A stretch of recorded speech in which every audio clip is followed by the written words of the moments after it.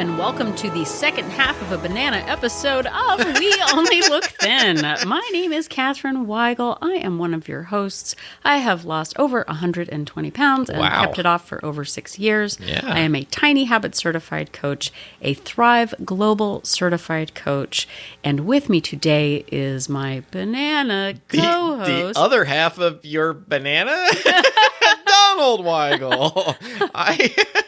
I am one of the hosts of this show. I have lost about 100 pounds. I have kept it off for about 6 years, and I'm here to talk about it in a wacky bananas sort of way, I think. Yeah, it is. We've split this banana, and here is an actual question. You know, it's funny. You mentioned something about banana splits at the end of last episode, and I didn't get the joke, and I feel like I should do a facepalm right now in front of everyone for not understanding. Because the episode was literally called Bananas for Weight Loss. And we ended up splitting it into 2 episodes. And you mentioned a banana split, and I didn't get it till basically just now. Right. Okay, so I have a question, a banana-based question right now. I can't wait. Okay. Potassium. That's not the answer? No. Okay. Okay, so when you think of a banana split, I don't like fruit necessarily in ice cream. I feel like bananas and cherries, though, are like the exception. Like, as long as they're maraschino cherries. Okay, so when you think of a banana split, how do you split the banana? Lengthwise. But if you are going to split a banana with someone... No, yeah, you split it, whatever the opposite of lengthwise is, widthwise. So, like, with the safety dance, they say you're doing it from pole to pole. So, like when you do the banana split, they do say that, yeah. When you do the banana split in a dessert, it's from tip lengthwise, to stern. But when you split it with someone, it's widthwise, yeah. Or like you would like break it in half. But what if, like, do you think you could be the kind of guy who, if someone asked for like half of something, that you would do it in a really weird way? Like, can I have half of your sandwich? You would just like take the bread apart and make it open face, and then watch people be really horrified by you. I think like younger me would have loved doing stuff like that. Like I used to stand the wrong way in elevators on purpose because I thought it made people troubling. Really uncomfortable. Yeah. You used to collect. I don't know if we have talked about this before, but when I met you, oh my God, why do you just go out of your way to make We've me known look each bad? other a long time. We have. But I did you were weird 18 things too when I met you, which is crazy. We both. Okay, you are welcome to share something about me that is surprising right now. But I would never do that to you. When I met Donald, he had very deep pockets.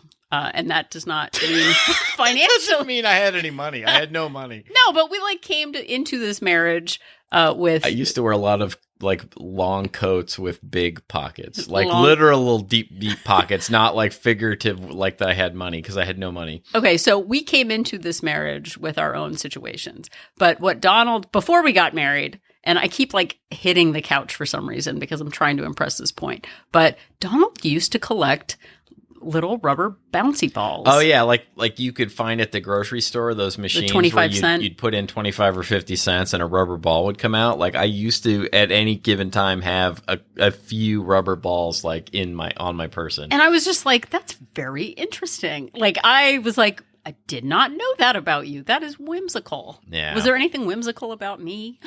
No. No. There's never been anything. I wasn't funny. He says I wasn't funny until after we got married. You did have several piercings. I did. Back in the day. Yeah. I don't know if you had them when we met. No. But you got them when you were really young. Yeah, when I was young. I used to be one of the grungers. Yeah, you were a grunge. You were a punker. I was a punker and you were a gother, an industrial. Is there anything short for industrial? I don't know. I'm not sure. Your Nights Rebs. We actually listened to some Nights Rebs this morning. Do people still talk about industrial music now? Do kids even know that as a genre of music? I don't know. I think they just lump it into goth.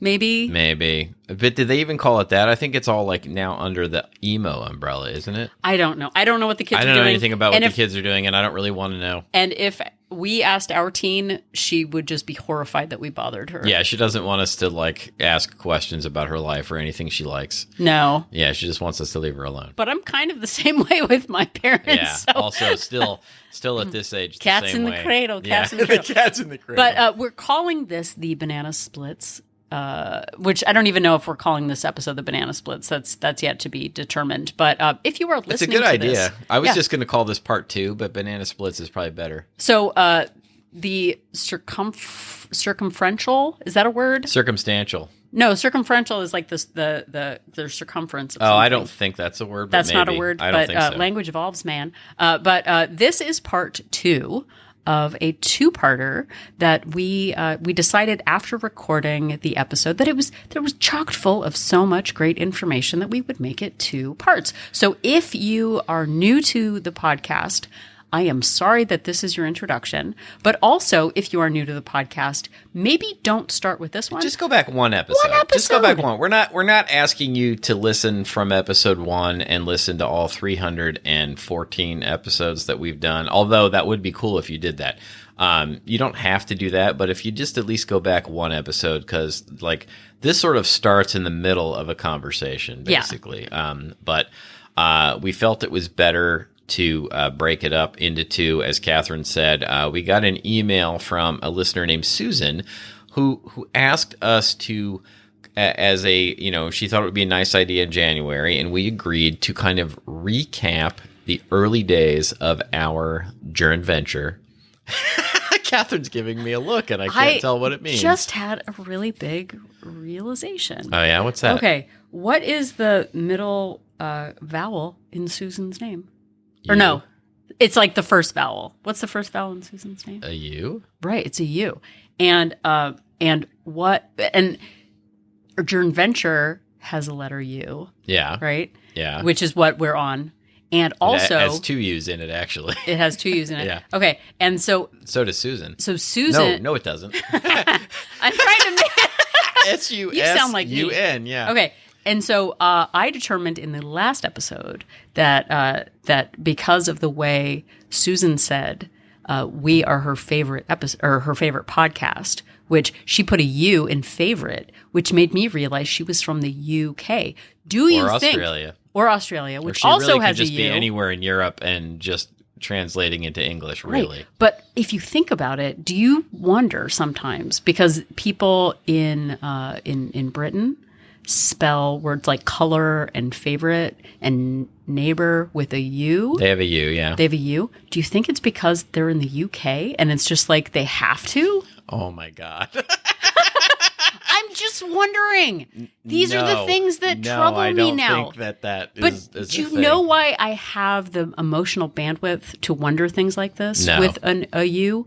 Is because I have done so much work on my mindset around my weight and health goals. And before, I used to be troubled with, why am I a victim of my life? Yeah. Why does everyone have an easier time? Now, because I've done so much work on my mindset and my weight loss and my health goals, I can wonder about things like favorite spelled with a U. So you're saying you put the U back in UK? Right. But if you, dear listener, go back to the last episode, you can hear the first part about how Donald and I have had a troubled relationship with food, spelled with 2 U's, for our whole lives. And then you can listen. F-U-U-D? Yeah. Okay. You can go back and listen to the food things, and then listen to this episode. Yeah. And Donald thinks I am full of many things right now, full of bananas, full of big ideas. But we would like you to put the U into "we only look thin" or right. something. And we will put the fun back in your weight loss journey ventures for listening to the second part. So enjoy it, please. Enjoy the second part, please. Wait, did we actually say this is the 2-parter? This is the second part of a 2-parter. I don't know. I can't remember if we actually did at this point or not, but second part of a 2-parter. So we are about to pick up halfway through. We had originally recorded this as one long episode, thought it ended up playing better as 2 slightly shorter ones. Yep. And poor Donald. He's the editor with a U. Editor, so thank you. Like Skeletor. Yeah. For some reason. Yeah, so listen on. This is a conversation between Catherine and I about the early days and how we only look thin started, how we started on the first step of our journey ventures towards hitting our goal weights and keeping it off. And thank you, Susan, for you, Thank you, Susan. That's how you pronounce it. Okay, here we go. So, ironic, or I don't know, it's not ironic, but strangely enough, I had stopped listening to the radio in 2015. Yeah. My favorite rock hand or roll radio station fired one of their employees. I promise this has to do with weight loss, but I ramble, so here we go. I'll stop saying that. That's really rude. Yeah. But I started listening to podcasts because I was annoyed with the radio. And I remember listening to just random like comedy podcasts and stuff like that. And I remember sitting in my car and thinking, and this was like in the early days of podcasts where I was like, what is a podcast? How do you listen to it? Do you have to pay for it? Yeah. I was like, maybe there's a podcast in the world that I could listen to that would talk about weight loss and mindset. And so and this is like, sort of, how did it start? I just remembered thinking, I can't think for myself anymore. I want someone else to hear. So I actually went through a couple of different podcasts to find one that really suited my mindset. And I found the podcast Half Size Me. And in that podcast, Heather Robertson interviews people who have lost a lot of weight.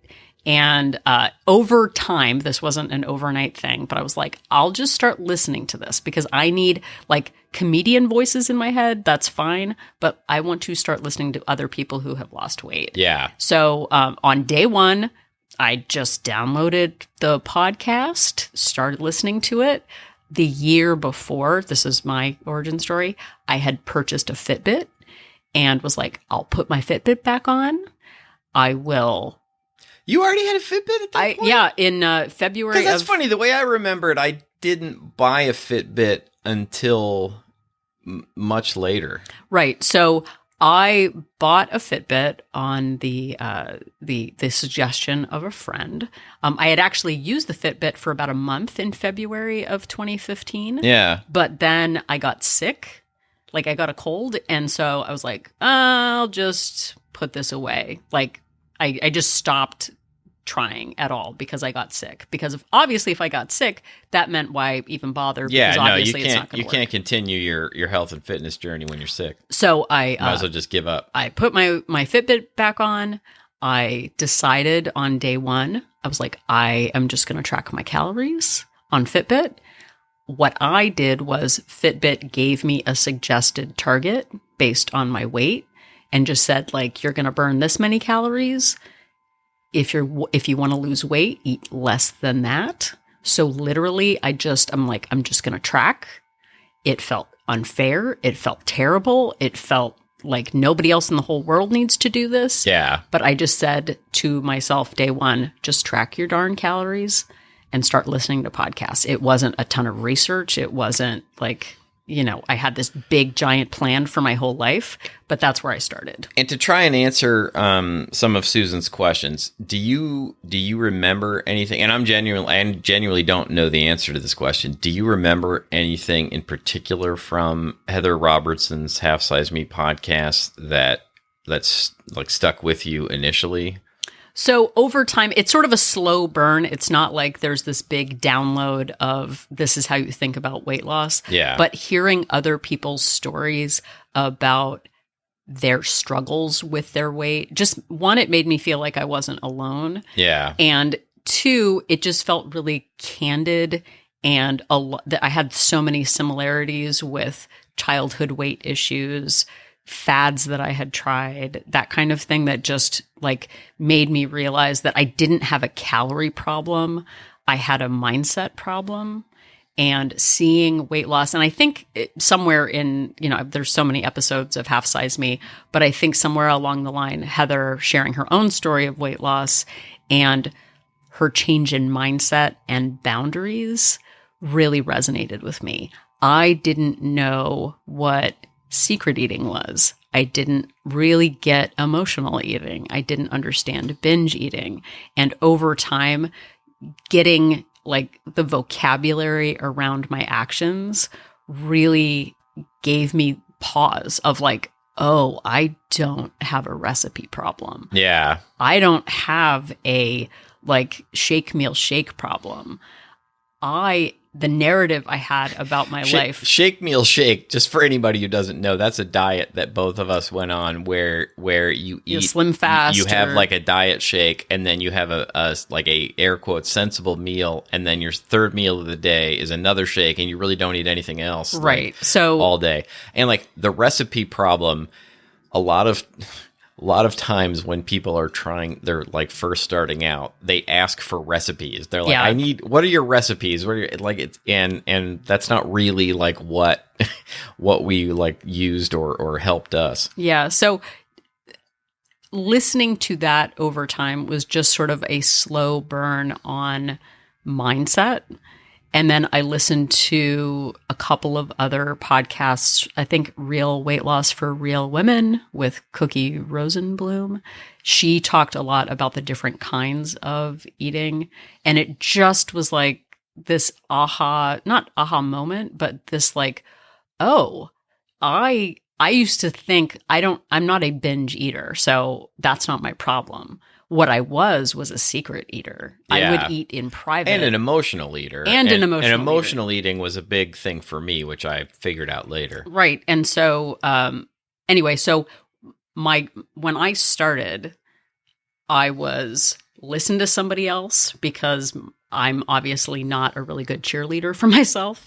The second was just track calories, not to the 1,200 pre-prescribed magic number, but Fitbit just said, eat less than what we say you're burning. I did that.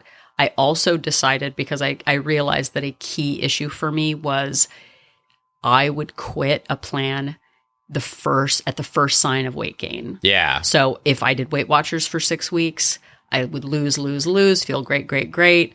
And then I would gain 1 week. I would think it was unfair. I was broken, and it was proof that I couldn't lose weight. And this time what I did was, what would happen if you just didn't stop? What would happen if you had a bad weekend and then you picked right up? Yeah. And that was like the clear sign for me of like, just don't stop. And I saw a pattern in myself from all of my, 20, 30 attempts in the past of the first time you gain weight, you quit. And I saw that as like, it's January, I'm losing weight. I'll probably gain weight in February. When you get there, don't quit. And it happened. And I was like, oh, there we go. Okay, push past it. And that's kind of where I was in January, February, and March. I was like, I don't care what Donald is doing. I don't care if he doesn't want to lose weight. I didn't make some big announcement about it. Yeah. It was just like, hey, I don't want to feel terrible. And so I did it without Donald and had to say, like, I can't wait for Donald to be interested in this. And that took us to the month of March, where Donald was maybe not feeling his best. Yeah, and we'll try and cut to the chase here. But just to interject really quickly, I had oftentimes been on diets, and I would have one indulgent meal or one indulgent day and then quit. Oh my gosh. Entirely. Yeah, because I was like, well, obviously I can't stick to this, so there's no point in even trying. So the idea of like continuing on was huge. But yes, in March of 2016, I went for what I think was a routine physical, and I had blood work done, and my doctor told me that I had type 2 diabetes, which doesn't really run in my family. And so I was really shocked by this, thought that it had to be a mistake. And he looked me in the eye and he said, if you don't do something, you are going to lose a limb or go blind. Like, those are real possibilities of complications of diabetes. And as I mentioned before, I thought my life was over. I thought all fun was over. Luckily, Catherine had been listening to these other voices in her head. And rather than me listening to those voices, she downloaded information to me. And I thought I had to like jump right into like a Rocky montage of going to a gym 7 days a week. Suddenly I was, hitting sides of beef, and I was eating 1,000 calories a day. And Catherine said to me, why don't we just go for a walk? Yeah. I was like that counts as exercise?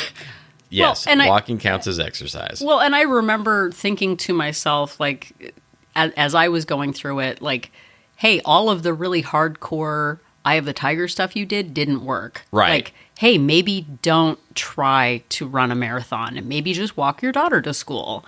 And I remember when Donald came home from the diagnosis of just the, like, life is over. Oh, I was devastated. I was crushed. Like, pick out a coffin now because I was like, there's no reason to really, like, bother to continue to live because now I can't eat all the food. Yeah. And for me, and I think that this is true, and maybe we should do a why partners are not good weight loss compatriots at another time. But if you know how it is when someone gives you advice, like, and I wanted advice for a really long time, but I was like, nope, don't want to do that. Nope, don't want to do that. Oh, green smoothie, no, thank you. Right. Like, no. But for me, being able to talk to Donald and being like, well, you know, Heather in Half Size Me says. That was so much easier for me to digest. And, like, it rather than Catherine trying to tell me what to do, which I would immediately kind of recoil from, she would say, well, Heather says, and that was so much easier to take. And I remember two specific things that were really eye-opening. We went on one of these walks, and it was probably like the first week that I got the diagnosis. And Catherine said to me, there is no finish line, which is something she had heard from Half Size Me. And it was seriously like you see in movies where clouds part and a beam of light comes down and hits me. And it was like that, like the angel music swells. And I suddenly realized, like, oh, this isn't a matter of, you know, you hit a goal weight and you're done.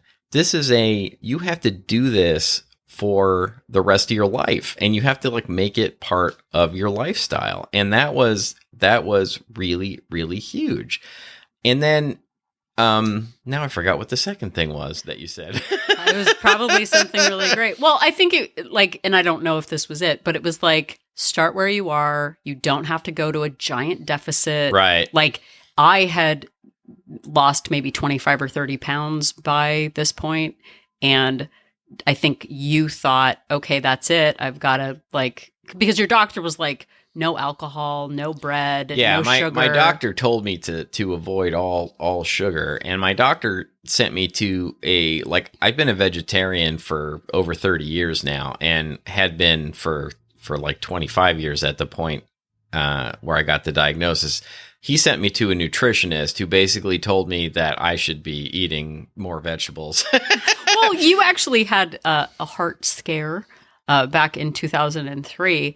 And I remember you being in the hospital, and the dietitian came in and was like, all right, Mr. Weigel, so we're going to cut back on red meat. And you were like, I'm a flippin' vegetarian. Yeah, like, I haven't eaten red meat since 1990, so I can't cut back anymore. But yeah, and so I think that, you know, the process became Catherine downloading information to me from the podcast she was listening to. And to go back and sort of answer Susan's questions, which I think we've been doing all along, but, you know, what did you use as a basis for your weight loss? A lot of it was what we've just said. We didn't join a gym. We didn't do anything extreme because we knew that those things hadn't panned out in the past. And so we used our experience to start where we were. Catherine used her Fitbit. I eventually bought a Fitbit. I think I started originally tracking things just on my phone, and just counting steps, figuring out where I was, which was not very many. I was doing like maybe 4,000 steps a day, maybe.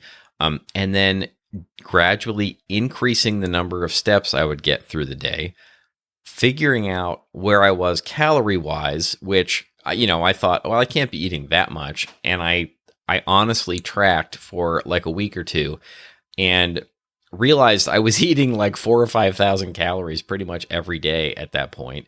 And then I gradually stepped back from that. I think I initially just started like eating 3,500 calories a day is where I started. And then like when I would hit a plateau, I reduced my calories a little more, increased my steps a little more. and without, oddly for me, doing a lot of actual research, I guess, because I feel like the research was all of the diet and exercise plans we had done for 40 plus years that hadn't worked. Yeah. Well, and I think too, that question of, did you research calories in, calories out, which often goes by the acronym CICO. It was, what came to mind was almost like the Rorschach test, like lose weight. Like, what do you see? Well, I see 1,200 calories as this magical, line that like, that's the only way you can lose weight. And letting go of that, a lot of this last time process was just letting go of unhelpful messages from the past. Yeah, for sure. Like, well, what if that wasn't true? What would you do? Like, okay, you're not going to join a gym. What can you do today? And for me, I think the benefit of listening to other podcasts and seeing someone else who had actually lost 100 pounds rather than a physician who maybe was like, we both, maybe this is another question to ask. I know it's a long episode, too bad. But like a personal trainer that we both worked with was like, well, it's 1,200 calories a day, eat 4 almonds in the morning, run. Like, instead of a prescription from someone who hadn't been through it, hearing from someone who had actually successfully lost weight and others who didn't do these extreme things, let us know that like extreme isn't the way it needs to happen. And for me, I realizing all of the like secret eating that I was doing and boundaries were also a huge issue for me when I felt overwhelmed, underappreciated, like I had to bite my tongue and not tell people what I was thinking. I was definitely like a background actor in my life.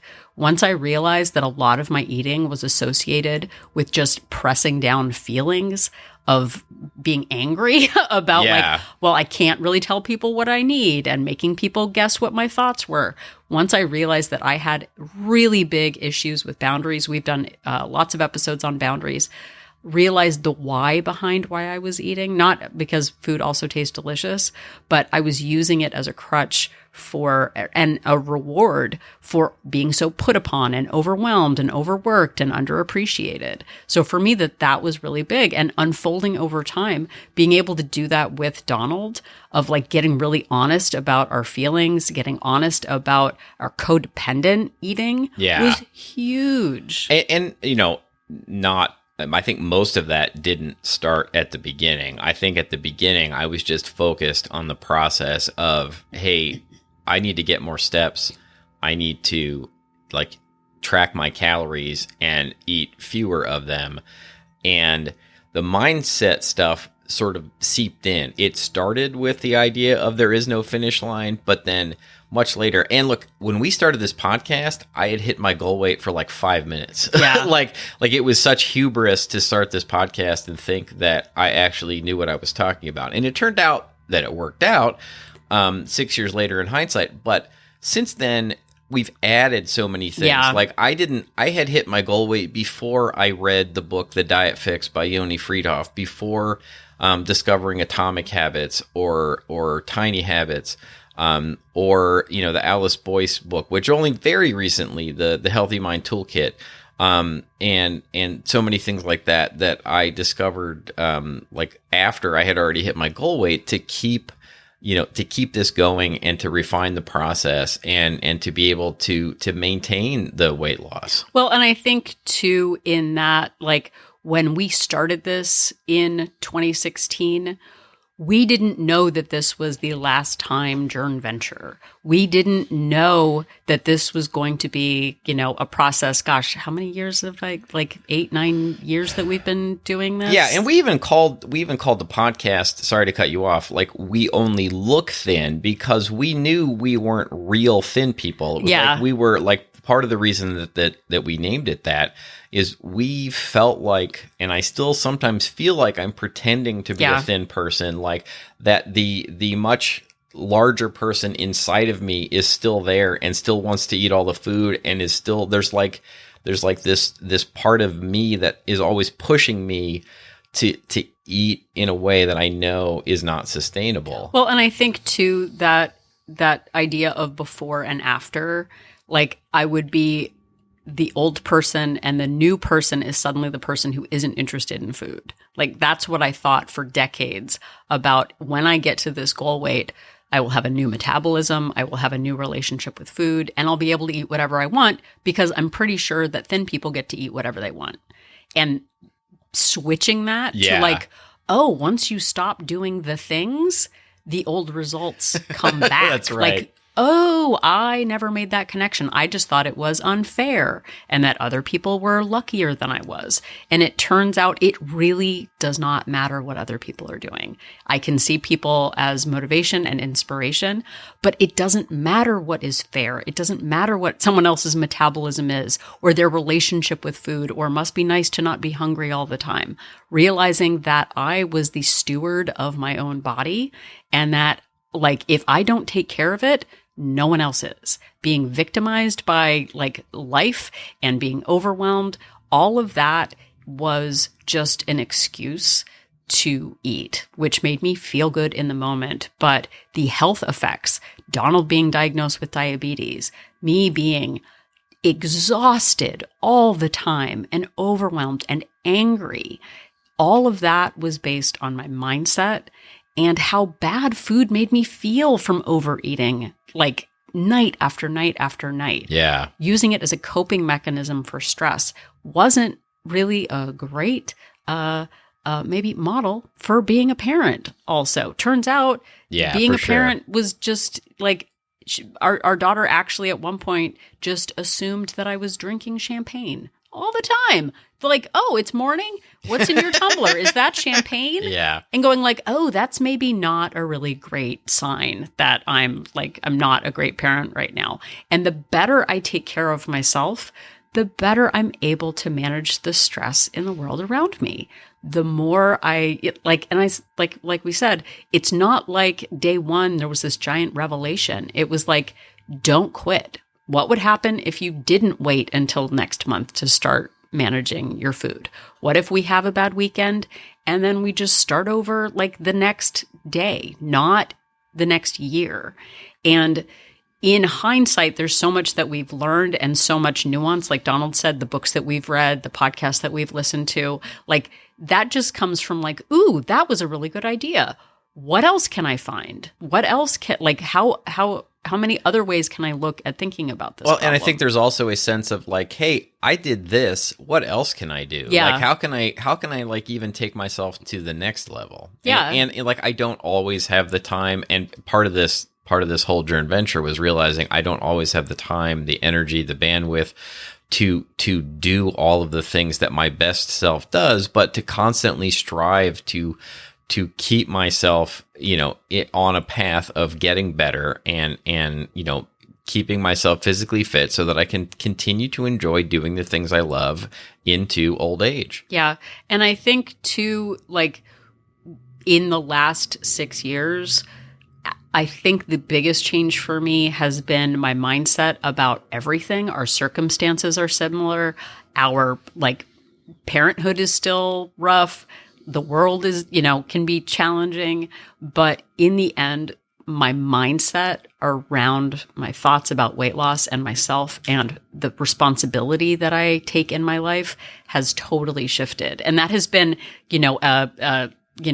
an iceberg change over the years. It's not like suddenly I woke up with this new perspective, but I think what this podcast has done for us has kept us present in our own weight loss journey ventures. And I think that like when we started the podcast, it was, we lost weight.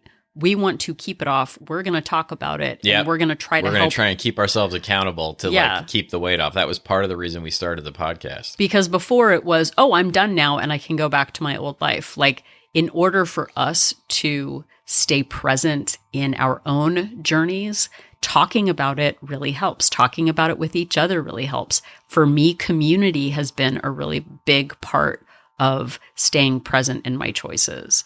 And so, it's doctors weren't a really big help for me personally because one of the questions was like, what doctor prescribed things? it wasn't relatable to my experience, and finding other women and other men who had been through similar experiences really brought it home for me. Donald, I think, is more data driven than I am. For me, feeling supported was a really huge part of my journey. And Donald, I think, really enjoys data and accomplishing things with data, like increasing step goals and like hitting new benchmarks. Yeah, for sure. So in the end, with all of this, I know, I wish we could say that we did like these 5 precise things, and like, a lot of different programs are like, we'll give you the 4 core blah, blah to get the thing done and all the things. But for us, this has really been an evolution. It has been a long journey toward really getting in touch with ourselves, getting in touch with the relationship that we have with food, still keeping it in our lives in a way that's manageable, but also really being present to our own motivations and our own excuses that we make through like the challenges of weight loss, and keeping going and finding new resources and investing in ourselves has just been super critical. It's still really hard. Like we're, post holidays, 100%. We're still like in this. We're not on the other side cheering everyone on. Like we're still in this and actively working on our health, because though there is no finish line, every daily investment in our health still really matters. So Susan, thank you so much for seeing that we're both funny, an inspiration, and for listening to us for all of these years. This is an evolving process with evolving challenges as we get older. And if we play a small part in that for everyone in our community, we really appreciate it.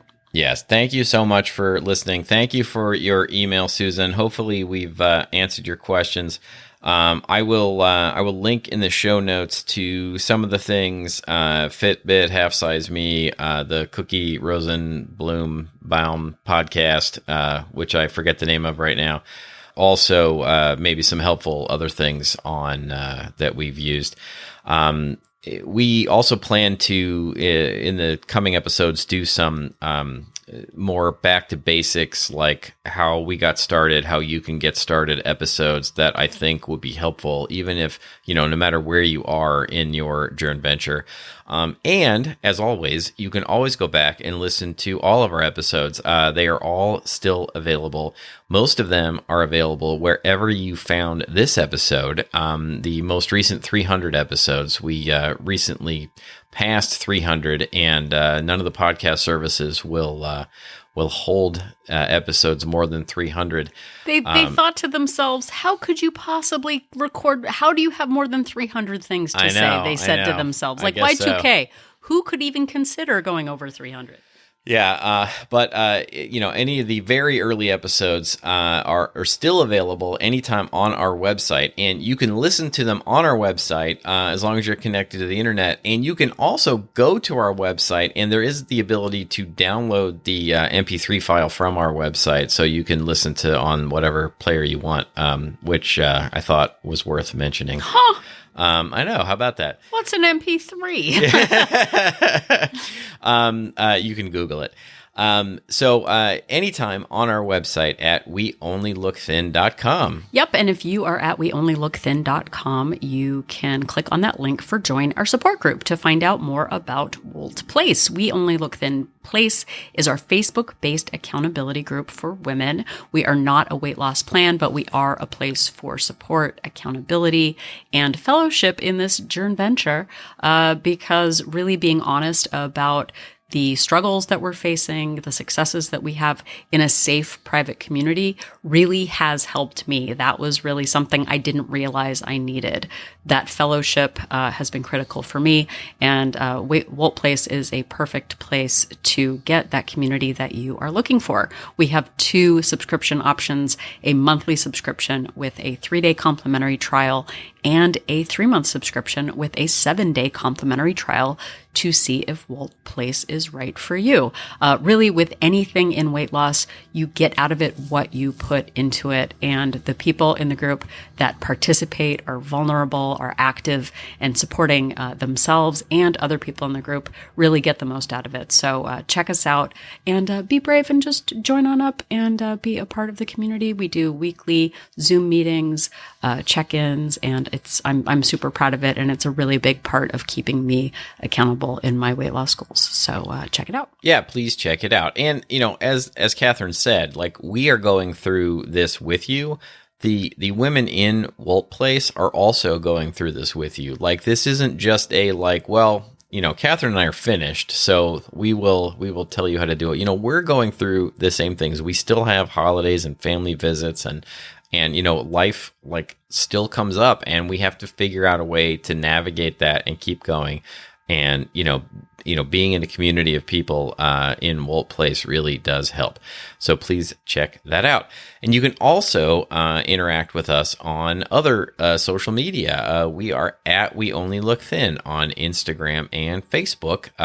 Or you can send us an email just like Susan did to weonlylookthin@gmail.com.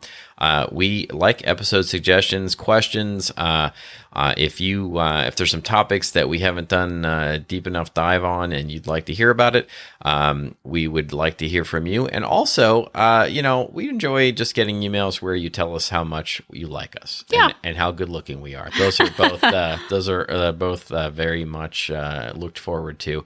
Once again, that is weonlylookthin@gmail.com. Yep. And if you have a couple of extra minutes and can head over to Apple Podcast or whatever listening platform you enjoy, if you wouldn't mind leaving us a rating and a review, we would really appreciate it. Not only does it let us know that what we're doing after all of these years is making a difference, but it also helps the robot algorithms help boost our ratings and helps other people find us. And wouldn't you love it if other people found our podcast too?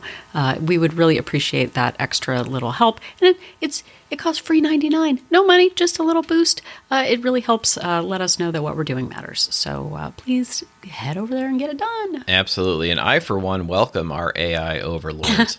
Also, if you could just tell somebody about the show, that would really help. Word of mouth is really one of the best ways in which the show grows. If you tell somebody that something's working for you, if you enjoy something, that really goes a long way to getting others to try it. Word of mouth, face-to-face, or if you're in an online group, a Reddit group, a Discord server, a Facebook group, something like that, and it makes sense to give us a shout out, we really appreciate it. It really helps the show grow. Yep. So the next time you're tempted to start snorting Nesquik off of the top of your dresser, just remember that Catherine and I and Susan are an inspiration.